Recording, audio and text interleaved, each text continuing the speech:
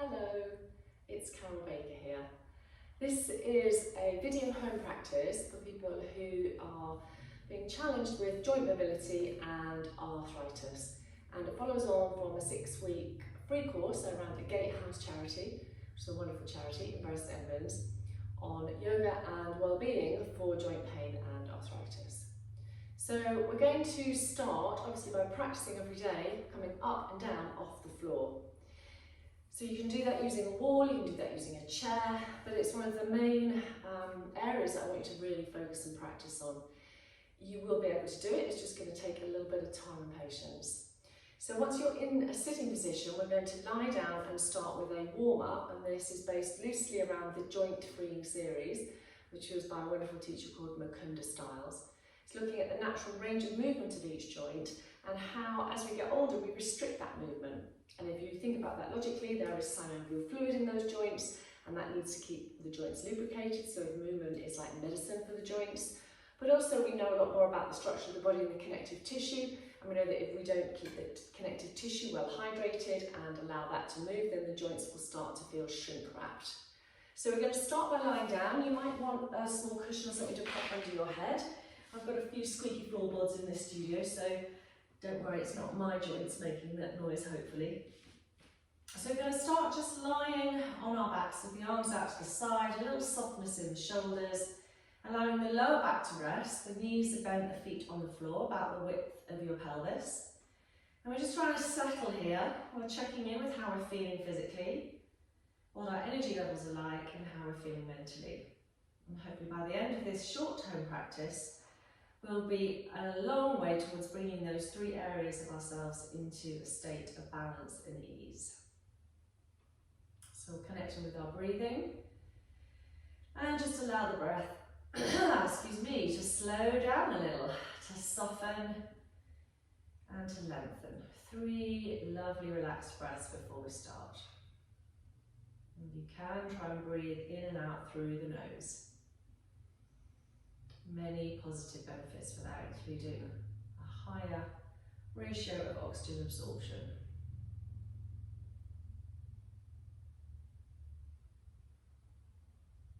So after your 3 breaths, we will luxuriate and languish in a stretch of your choosing. Take a leaf out of the book of pets and notice how cats and dogs stretch and yawn very frequently and make sighing noises, and you absolutely have to do that every day. It's so important for you. So we're going to start with the ankles and the toes. So we're just going to raise the left leg up in the air. We might just need to support the back of that thigh, and we can start to warm the hamstring up because we'll work on those muscles in a minute. But just think about all the movements of the ankle joint. So we point the toes, and then we flex the foot, and then we circle the ankle one way, and we circle the ankle the other. And think about moving all the individual toes, so screwing them up, spreading them out. But remembering that that ankle joint has a natural range of movement, and we need to move it at least once a day. And it may crack and crunch, but it will stop eventually. We'll get everything lubricated and well oiled. So we'll just warm up the hamstring a little bit more by rubbing down the back of that leg. We'll hold below the knee. We'll flex the foot, and as we inhale, we'll just extend the heel towards the ceiling a bit to open the back of the knee. And then as we breathe out, we'll just gently draw that leg towards us a little bit. So just beginning to connect in the hamstrings with the lower back. And then I'd like to cross this left shin over the right thigh, so moving up into the hip on this left side. And we can press the left knee away from us with one hand, or we could also pick up the right thigh and draw that in with the other hand. But you should feel this starting to open up into the hip joint. It may be across the buttock, the glutes. We're working the piriformis muscle, which is a great one to work if you have sciatica, but also you might feel it on the inside and the outside of this leg. So everything that we do is effortless effort. We're just trying to open up the joints and notice the range of movement that we have. And each time we do these poses, hopefully daily, they will become easier, less interesting. So a couple of breaths on that side. And then we're going to swap legs. So the right ankle is going to come up, the leg's going to come up. We'll warm up the back of the thigh for a moment as we hold below the knee. Again, we'll point the toes, flex the foot, circle the ankle, and do that in both directions. Wriggle the toes into a little ball, spread them out nice and wide. Again, think about all of the potential movement. And of course, the other benefit of this is that you're allowing the lymph to drain from your ankles down into the rest of the body. And lymph doesn't move unless you move. So it'll pull in your ankles and your knees and your pelvis if you're sitting all day. So with that foot flexed, and again we've warmed up that hamstring, as you inhale, the heel extends a little bit towards the ceiling, and as you exhale, the leg gently comes towards you. So again, you're just edging, noticing how it's feeling down the back of this leg. And then we'll cross this right ankle over the left knee. And you might notice there's a difference between one side of your body and the other. That is quite normal, particularly when we get to the ripe old age of 60 plus. And we've used one side of the body more than the other. So if you are just happy with pressing that right knee away with your right hand, that is good. You could build this up by just popping your left foot on a block or a cushion, but eventually you'll bring that left thigh up and draw that in towards you at the same time, noticing how that feels now through the right hip. So mine's a little stiffer on this side, just through extreme gardening. Think about it, we always do things with one side of the body more than the other. Whether that's digging the garden or carrying a heavy bag of compost or a small person. Brilliant. So now we're going to take a twist. So we're working into the spine. So the knees are bent, the feet on the floor, arms out to the side. Knees going one way, head going the other. And just notice how this feels through the side, really from the arm all the way down the side of the waist into the legs. And then just move across to the other side. So you're just rolling your feet here, knees to the opposite side, head to the left. And this is a fantastic twist to do. Daily if you can, several times a day if you can.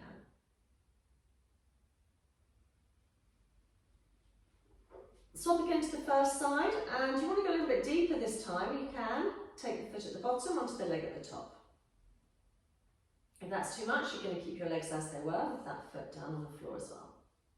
Try and keep your shoulders from lifting, your elbows, the backs of your hands softening against the floor. Last time on the second side, knees across, head the other way, and then you want to, the foot at the bottom goes onto the leg at the top.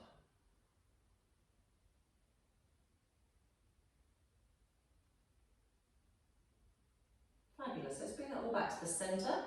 Little hug of the knees into the chest. And then just a rotation of the knees. So ball and socket joint.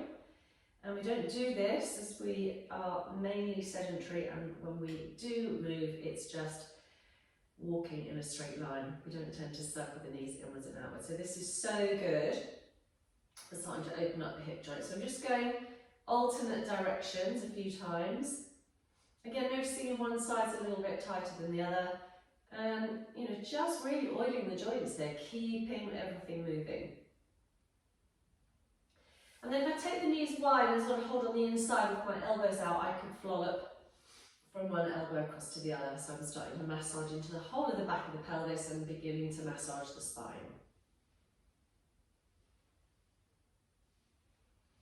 So from this point we're going to move into the spine itself. So we're going to plant the feet on the floor, about the width of the pelvis.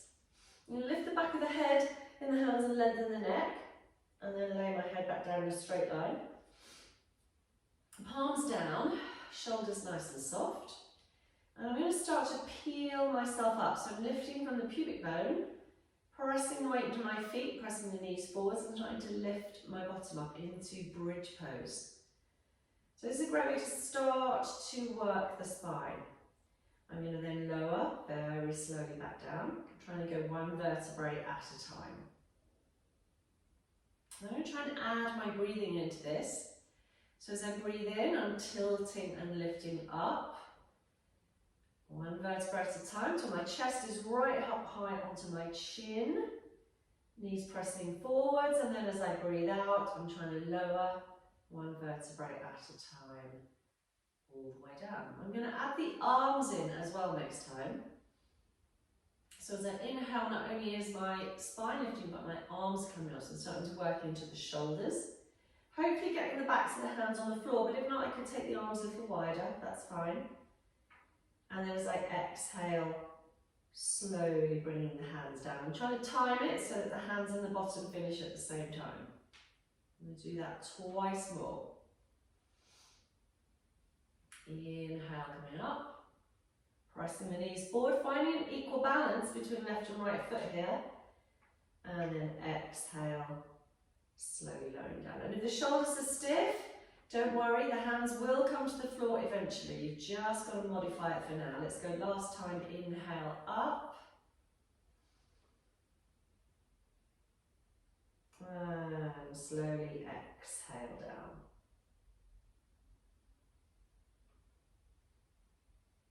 Fabulous. One last little squeeze of the knees into the chest. And then we'll just roll onto the right hand side and take our time to come up into sitting.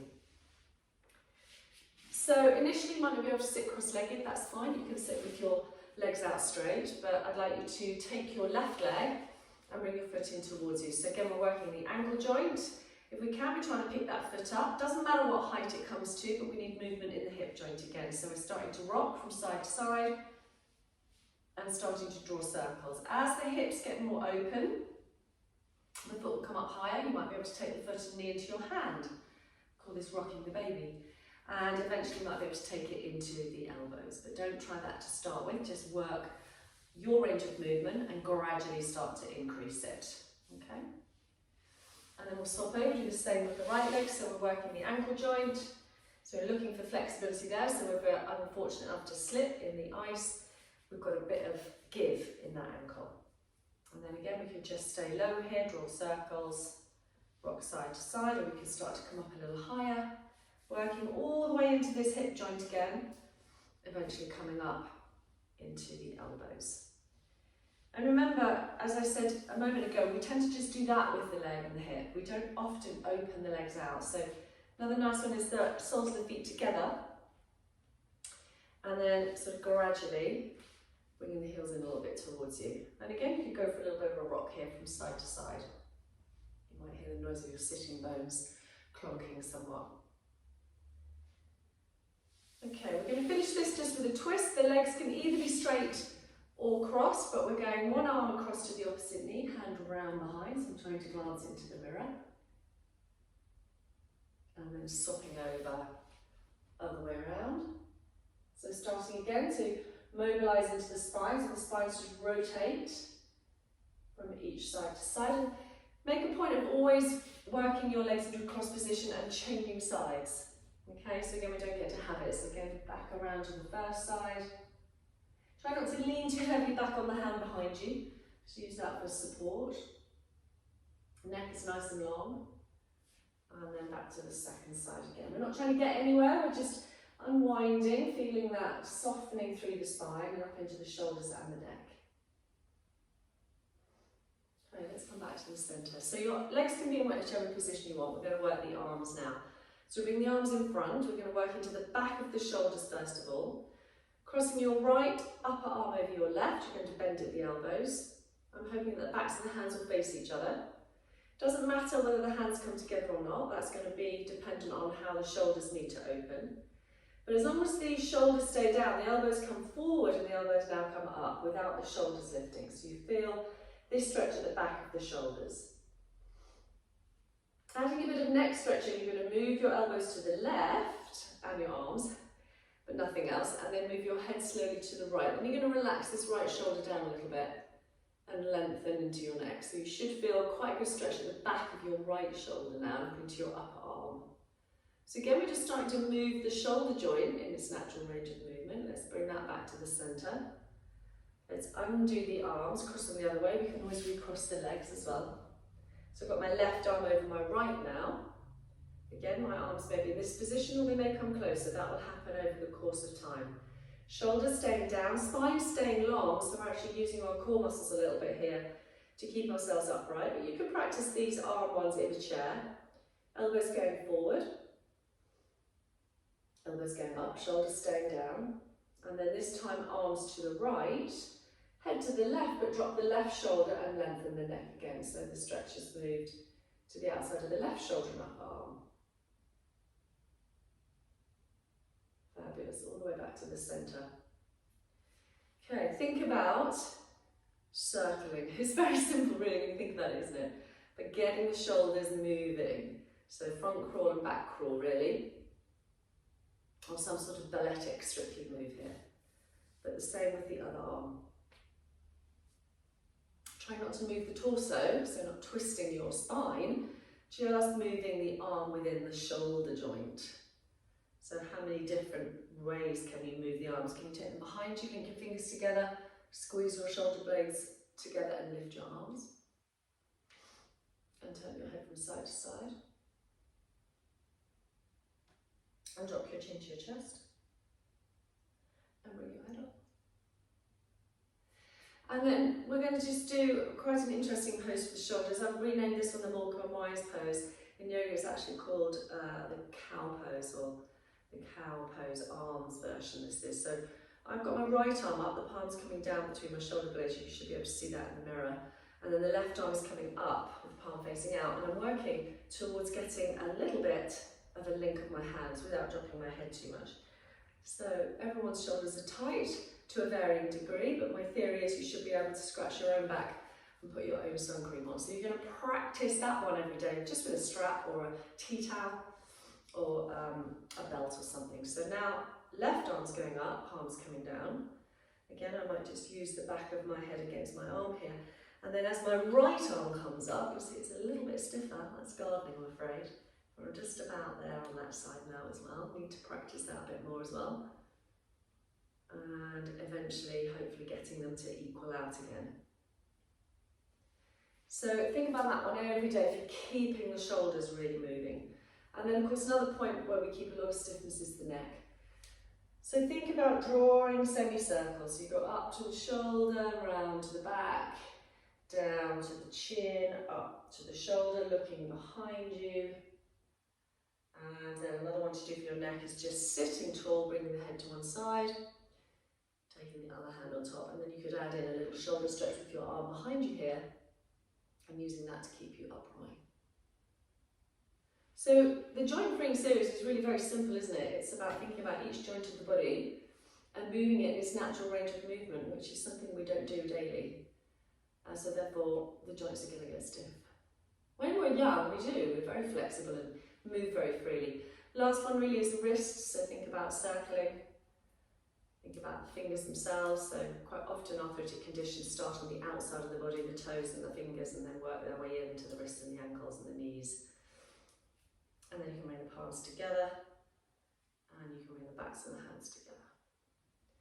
So we're going to move on now to two classic yoga poses that are great for joints. And one of the things we also want to focus on, and we focused on a lot in this course, was trying to reduce inflammation in the body. So movement is going to help, but diet is a very influential factor. And I'm more than happy to send you more information if you're just coming across this video on YouTube and you want to know a little bit more about anti-inflammatory foods. So I'm weight bearing on my arms now, which is something we don't do very often. So try not to have the weight in your wrists. Bring the weight slightly forward into your fingertips. Have your hands underneath your shoulders and your fingers spread really wide apart. So the weight is evenly distributed. Your elbows are slightly softened. Work the elbow joint by bending and straightening the arms a little bit, rotating the elbows in and out. But ideally we're going to work in the spine here, but add the ankles and feet in as well. So cat pose, or sometimes known as cat-cow pose. So first move is a down cat. So the fronts of my feet are pressed into the floor. I'm arching my back to the ceiling. My chin is to my chest. My tailbone is tucked under. Second move is an up cat. I'm going to tuck my toes underneath me first, press into the balls of my feet, lift my tailbone up, drop my back, and then pull my heart forward and my head up away from my tail. Then I'm going to add the breath in. So exhale, I'm pressing down, tucking under. I might squeeze the tummy up at this point at the end of that exhale. Maybe even engage the pelvic floor. And then as I inhale, tucking my toes under, pressing into the balls of my feet, lifting my tailbone up. Middle back's dropped down, heart's pulled forward. Head is away from tail now as I look up. So I'm working all the way through my spine. Keep going here. Exhaling to tuck under. Feet are flat here. Inhaling to lift up, toes are tucked under. So think all 24 vertebrae from the tip of your tail to the top of your head need extending, need moving. And you can add a little side bend into that, so you can do the same position but lean to one side as you inhale. And exhale. And then swap sides to the other side. Inhale, so you're working more into the side body. And exhale. So now we'll just sit back for a moment. You might not be able to sit on your heels, that's something you can work with. Just again, look after the wrists. You can put a cushion behind you here. You can practice this one on the bed, but eventually we're aiming to stretch out the quads and open up the knee joints here. Okay, so this is something I could do as a beginner. I had about 60 cushions underneath me. But there's some separate videos of this pose on my website you can have a look at. It's called the Hero Pose. So we're going to try the down dog pose. For anyone with wrist issues and injuries, we can drop onto the forearms into puppy dog. But this is a great inversion. It's great to stretch the shoulders, open the shoulders, stretch the back, and stretch out the back of the legs. So if you're doing it from the traditional position, you've got your hands as they were before, tuck your toes underneath you, and you lift from your tailbone. Unfortunately, I've just realised I'm in front of the mirror, so this is going to look rather horrible with my face and my hair hanging down, but hopefully you can't really see it. If that's too much for you, literally just practice coming up and down for a second, or stay on the forearms, and then just lift your knees a little bit up and down on your forearms, because you're building a bit of strength in your shoulders here, until you can maybe come up into puppy dog and back down. But it really doesn't matter how long you stay here. Obviously, the longer you stay, the stronger you're going to get, and the more stretch you're going to get through the back of the body, opening up into the spine. If the neck's stiff, this is a perfect opportunity to move your head side to side. Make sure when you come down, you land very gently on your knees. If you need to grab a blanket to put underneath your knees, take your knees a little bit wider, bring your arms forward, and then place your forehead on the earth. So it might be you need to drop your elbows, that's fine. And it might be you're here with your bottom relatively high up, but that will come down over time. Gradually, as your back starts to stretch and your hips start to open and your knees and ankles start to stretch, you will get your bottom to come all the way down towards your heels.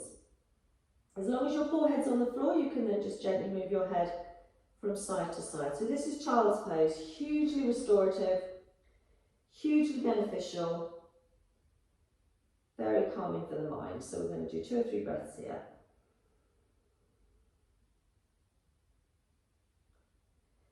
So remembering anything that's got the head below the heart, you need to come up very, very slowly. Okay, particularly if you've got low blood pressure, and sort your hair out. Okay, so we're going to come up into standing. We're going to do a couple of standing poses, and then we're going to come back down and do some lying poses.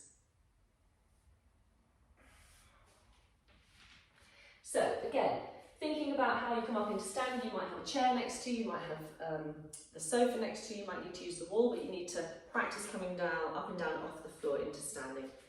So this pose is a sort of balance, but it's very good for plantar fasciitis, very good for ankle issues, very good for working through the feet.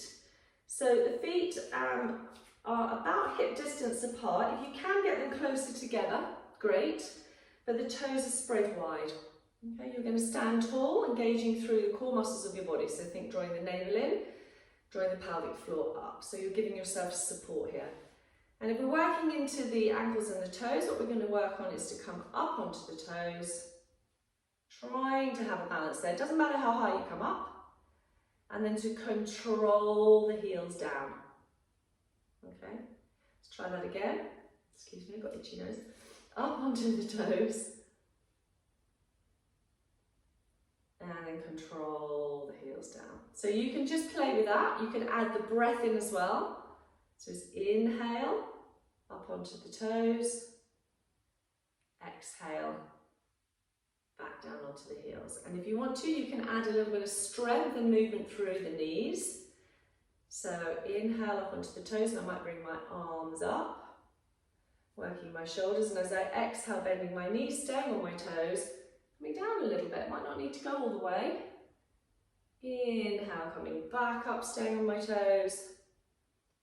And exhale, coming all the way down. So you can practice this as many times as you like. It's called the awkward pose. I salute Barbara Curry for teaching me this one 25 years ago, I think. Last level is inhale, coming up onto the toes with the arms up. And exhale, coming all the way down, at which point you probably hear a little cracking in the knees. And then inhale, coming all the way up, staying on those toes. And exhale, lowering the hands and the heels. You can see why it's called the awkward pose. Shake the legs out. Okay, we're going to take a warrior position now. So from the front of the mat, you're going to step back with your right leg. Your front foot needs to be straight, so that's your left foot. Toes are spread. Your back heel is turned slightly out, and that is your anchor, your guy rope, your tent peg, whatever you want to call it. That needs to be very strong. You're then going to bend this left knee and make sure that that left knee is directly above your ankle, so it's not twisting.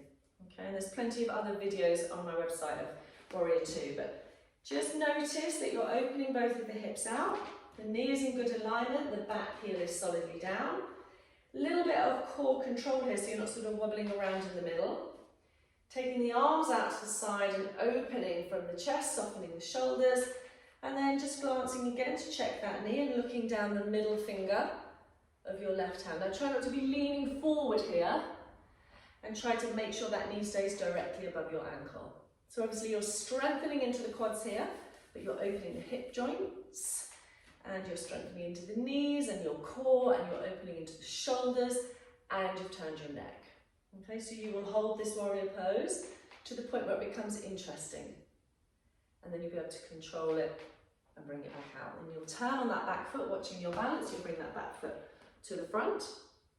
And then you'll sit down the other way around, so I'm stepping back with the left foot, so I'll have my back to you now, but you'll see me in the mirror.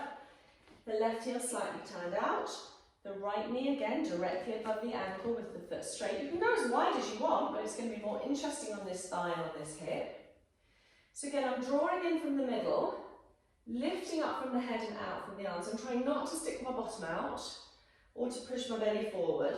So I'm trying to find a sense of balance and ease here. And again, I'm trying not to lean to one side, my shoulders are relaxed. I'm very vigilant here, I'm checking on my knee, I'm finding balance through my feet. And I'm trying to stay focused as I look down the middle finger of my right hand. And breathe.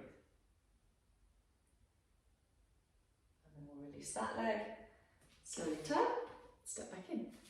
Last standing pose for you. So it's working into the spine, it's working into the hamstrings, really all the way from the crown of your head down to the soles of your feet, looking at the fascial lines of the body here. Spreading the toes, knees are slightly soft. Again, standing tall, being aware of the core so we're not slumping. Collarbones lifted, chin drawn in, smile on your face, breathing. Going to start dropping the chins. Knees are slightly soft, remember, arms are going to start to dangle in front. Checking the feet are balanced, left to right, toe to heel, inside to outside, and then start to dangle. And you know, the first times you try yoga, you're lucky if you get beyond your knees. I can remember this vividly. But gravity is your friend in this pose, so the lower you stay here is going to be completely related to how long, so the lower you go is how long you stay here. Because the weight of your head means you've got to come down eventually. Drop the chin, let the arms dangle. Keep the knees slightly soft. Keep breathing. Shimmy your shoulders if you want to, move your head. And just stay here as long as it's interesting enough and not overwhelming. And just let your body soften until eventually you fold in half here. I couldn't touch my knees as a beginner, sort of 28 years ago. So just take these things slowly. Keep checking your feet are balanced. Don't do this in front of a mirror. It's absolutely horrifying when you see yourself upside down, but I'm going to close my eyes now.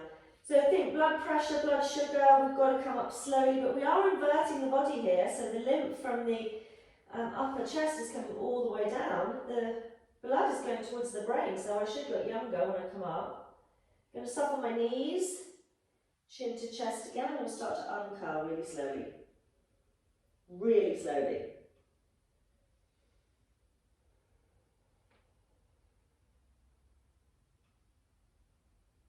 Head is the very last thing to come up. There's absolutely nothing for your hair, so you need to sort the hair out. Okay, so that's 3 good standing poses. She says, checking her notes. Let's come back down onto the floor. So again, You can use your hands, you can come down one knee at a time, you can come onto your side, you can have all kinds of padding around you and cushions and blocks and sofas and chairs. So what have we got left to do here? We have got a little stretch for the shoulders, and then we've got a forward bend and a backward bend, and then we'll be done. So the stretch for the shoulders, I'm going to use a bolster, but you don't have to use a bolster. You can just do this without the bolster, and you could also just have a couple of cushions as long as they were level. So with the bolster in front of me, I want to get it nice and flat, and I'm also going to have a blanket for my old knees. So I'm going to take my knees a little bit wider because I would like to continue this journey of opening up the hips. And then I want to try and keep my arms straight. I want to avoid my elbows going out and my hands going in. So my arms are going to come, forearms, onto this bolster. And I'm going to just rest my head on the bolster here and then just drop the heart down.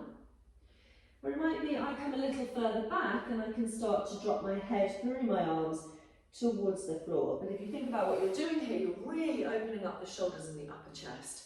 If you don't want to use the bolster, or you don't have a bolster, you can do exactly the same thing here. It might be you could put a block underneath your head instead here.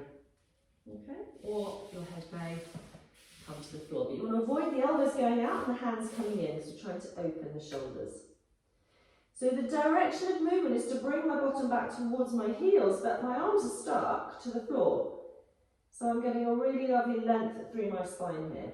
Now my suggestion is you hold your version of this pose for 3 to 5 minutes. That's a long time. You'll probably start off with 1 minute and then go 1.5, 2, 2.5, 3, etc.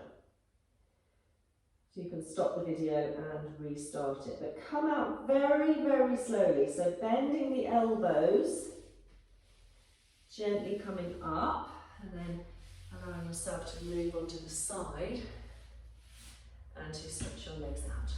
Okay, and then again you're going to use a bolster or a pile of cushions would be absolutely fine. There's a separate video of this pose that I do on a bed, not my bed, it's a show home bed.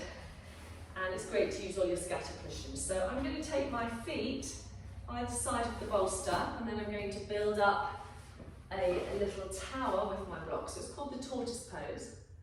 So as long as the outside edges of my feet are on the floor, it doesn't matter how wide my legs are, that's entirely up to me. And I'm trying to get my knees to open, which means I'm opening here into my hips. I need to be on my sitting bones. It might be I would rather sit on a cushion which has slightly tipped me forward, so that's an option for you there. But what it not is this, it's not a sort of sinking down and rolling backwards. It's a lifting, so it's all about the spine and the hips. It's a lifting coming forward, so it might be you're just here, and that's absolutely fine. Gradually, as your head is forward of your heart, you're going to start to soften, the hips are going to open, you might come down a little bit more towards your block. You might eventually come down towards your bolster or your cushions. But again, this is going to take time and patience. The hip joints are trying to open, the knees are trying to soften, the ankles are trying to open, and then there's all of this lovely stretch in your lower back. So again, I invite you to stay 1 minute, 2 minutes, anything up to 5 minutes in this tortoise pose. We're shooting this video in December, so it's perfect for hibernating in the winter. Making sure that you come up very, very slowly and just allow your legs to stretch. So our last pose also involves a bolster, but it doesn't have to. It could just involve a thick book or a yoga block, or again a cushion. So if I show you with a cushion, the cushion will be behind my back here, about the height of my bra strap. And as I come down, I'm opening the chest out, just move that out of the way. I can keep the feet on the floor, and then I'm letting my head come to another cushion, or maybe it's happy to go all the way to the floor. So because my heart is higher now, I'm opening my chest, my lungs, my heart, my shoulders. If I want to make it a little bit more interesting, I can stretch the legs out. Otherwise, I can do that with the bolster running down the back of my spine, which is also lovely as well. But anything that brings your heart higher is going to open out the chest, so it's a back bend. Palms are facing up. Breathing is so easy in this pose. Think of opening up into the thyroid. Again, it's a slight inversion because my head is below my heart. So resting the heart, sending a little bit of extra blood down to the brain. Moving the lymph as well, all the way through the neck and the throat, thymus gland, all those lymph glands in the chest and armpits. And again, I would go 1 to 3 minutes in this pose. This is known as fish pose, and this is a supported version. But when you come out of this one, I would probably just roll to the right slowly. So you're not straining your neck to come up. So you roll to the right, and you might just need to stay here for a moment. And then moving your blocks out of the way, you're going to come back to exactly where you started, which was on your back with your knees bent. If you have a bolster, you could slide underneath your knees. This is great for releasing your lower back, great for releasing your psoas. Palms are facing up, and we are just connecting back in with how we feel now. We've just about worked every part of the body. There's a few things we haven't covered, but there are lots of other videos we can cover that. Let's just breathe now here for 5 breaths. Slowing the breath down. Again, we'll have an anti-inflammatory effect on the body, bringing you into the parasympathetic nervous system. We're looking at 5 breaths a minute, which is 12 seconds for each cycle of breath. There's an inhale, a pause, and exhale. And then that moment of stillness. So let's go 5 breaths from here.